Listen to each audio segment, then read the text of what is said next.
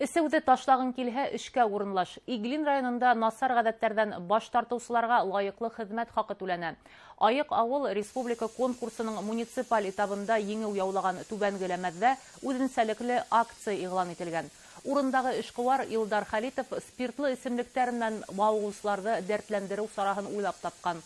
Ул эсеүҙе ташлаған ир-аттарҙы эш урындары менән тәьмин итә. Ағас эшкәртеү предприятияһы яҡшы хеҙмәт хаҡы алырға теләүсе уҙамандарға вакансиялар әҙерләгән. Буш ятҡан ир-аттар был идеяны ихлас күңелдән күтәреп алған. Мебель эшкәртеү цехларына ағас бысайдык. Шан әкренләп, менә поддонға күстек инде. Ауылдан кемдәр эшһеҙ нитә иде, миңә килделәр. Һөйләштек, то, что вот эсмәйсе, нитмәйсе, шунда эш апаралар тип. Аллаға шөкөр, подва итмәйләр.